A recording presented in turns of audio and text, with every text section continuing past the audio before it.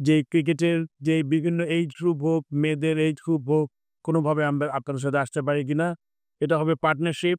পার্টনারশিপটা হবে এরকম, আমরা আমাদের যেই টেকনিক্যাল জিনিসগুলো আছে ওটা দিয়ে হেল্প করবো আর আপনারা আপনাদের মাঠ এবং যে এত সুন্দর পরিবেশ ওটা দিবেন।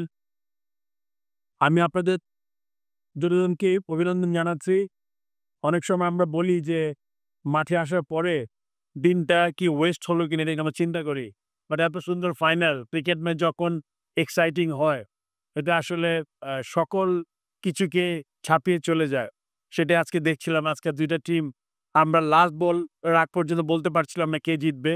So thank you for giving us such a good match.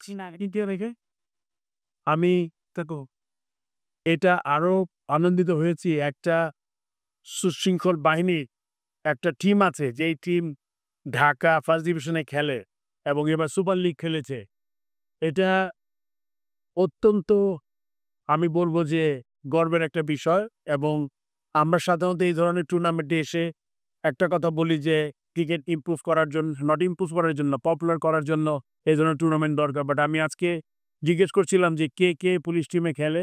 So আমি দেখছিলাম যে আসলে স্ট্যান্ডার্ড অত্যন্ত চমৎকার and I am so happy I am sure এখান থেকে এই ধরনের টুর্নামেন্ট থেকে আপনাদের আরো ভালো কিছু প্লেয়ার বের হবে যারা আপনারা হয়তো প্রিমিয়ার লিগে চলে যাবেন একদিন। সেই প্রত্যাশা করি আমি এবং ওখান থেকে আপনারা বেশি দূরে নাই।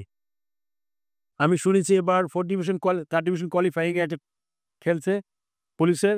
আমি আশা করি ওখানে কিছু প্রতিভাবান খেলোয়াড় থাকবে যারা আল্টিমেটলি পুলিশ টিমকে আপনার যে মেইন টিমকে হেল্প করবে আগামীতে।